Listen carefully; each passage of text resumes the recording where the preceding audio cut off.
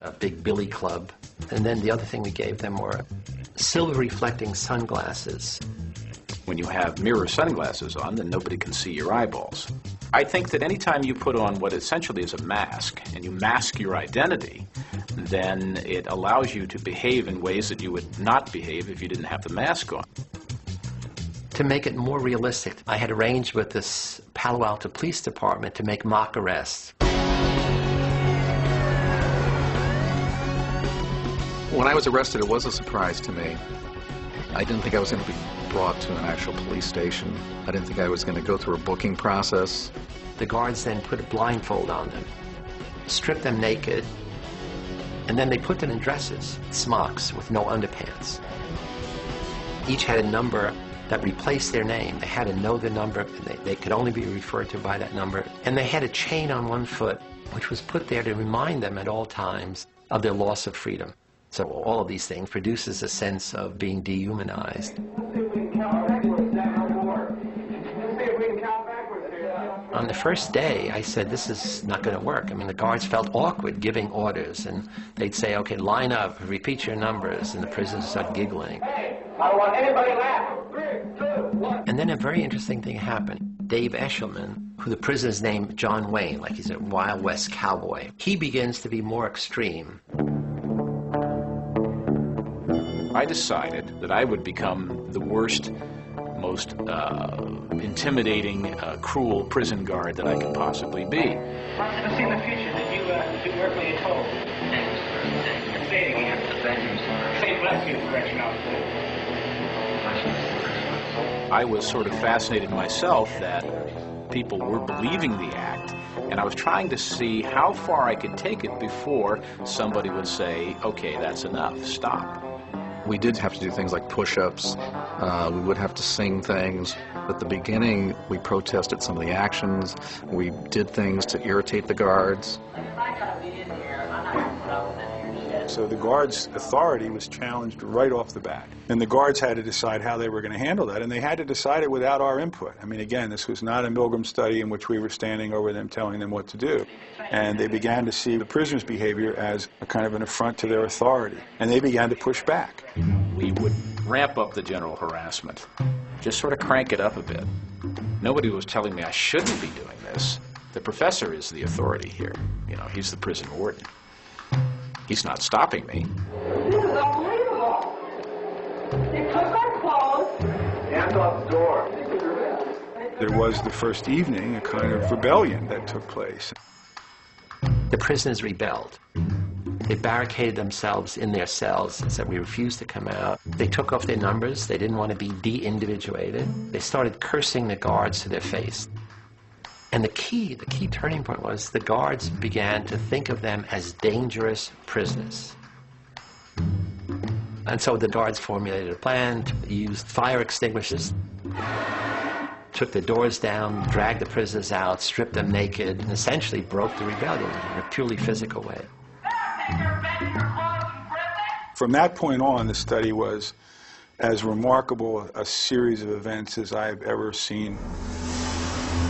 It was a real laboratory for Zimbardo and I to watch human nature transformed in a very rapid way in the face of a very powerful situation. People really suffered. I mean, guards did terrible things to the prisoners. They punished them by putting them in solitary confinement, which was a small closet. You could squat or stand, but you couldn't sit, and it was dark and dank, actually. Every hour, every day, there's a teeny little bit more of an increment. And they're stepping up, taunting the prisoners. They're stepping up. The count's not letting them sleep. They're stepping up. I don't think from 1 minute to the next, the people who are in it see the change and see the difference.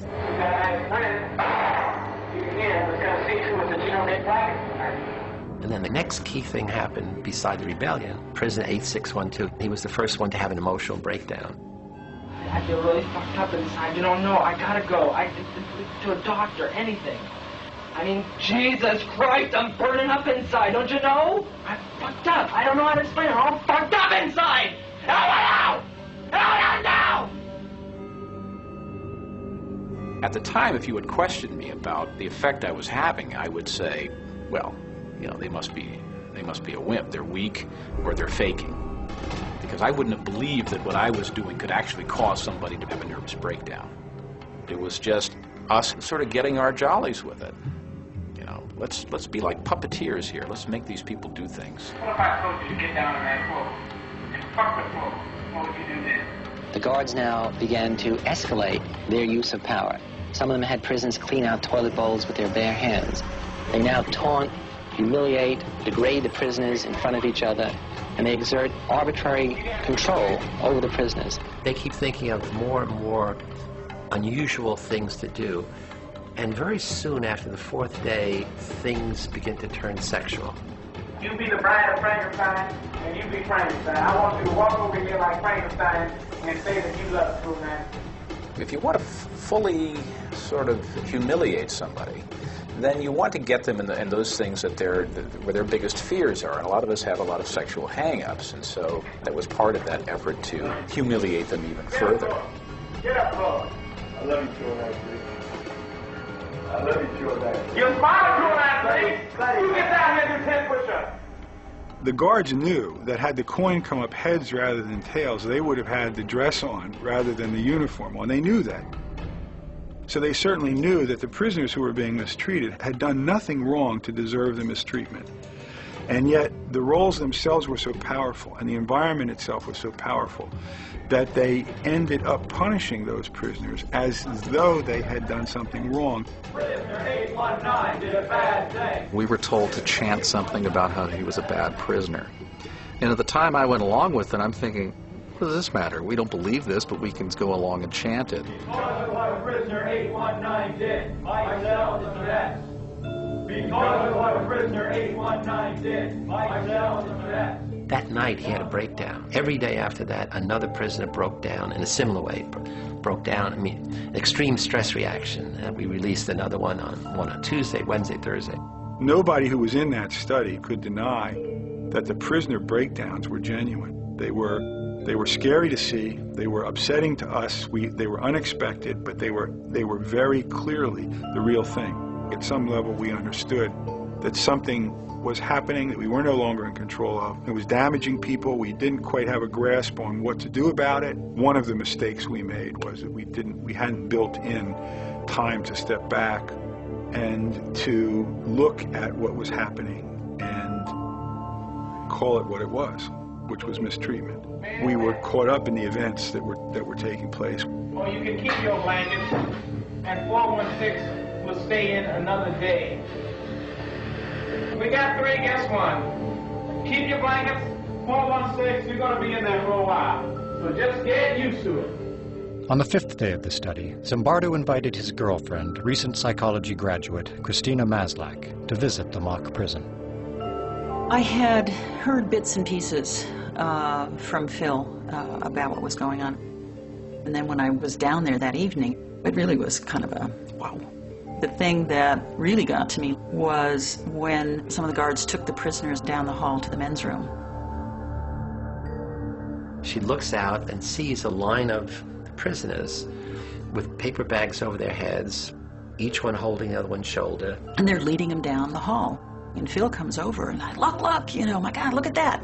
And I looked up and something about it just, you know, again, it was the dehumanizing, demeaning kind of treatment. I couldn't watch it. And she said, it's terrible what you're doing to those boys. And she got tears in her eyes. I said, what? And she runs out. And I'm furious. I'm saying, look, this is, I run outside, we have this big argument. I'm saying, look, this is dynamics of human behavior. Look, it's fascinating, the power of the situation. So I'm giving her all the psychological basis, and what kind of psychologist are you? You don't appreciate this. And she said, I don't understand. You're a stranger to me. I don't understand this. How could you not see what I see? I mean, you're a caring, compassionate person. I know you from all these other things. Something's gone wrong here. And then the next thing she said, which had an equally big impact, is, I'm not sure I want to, have anything to do with you if this is the real you. And that was like a slap in the face, because what she was saying is, you've changed. The power of the situation has transformed you from the person I thought I knew to this person that I don't know. And at that moment I said, wow, you're right. We got to end it. After only 6 days, Dr. Zimbardo shut down his experiment. what makes this study interesting, and what makes the Milgram study interesting,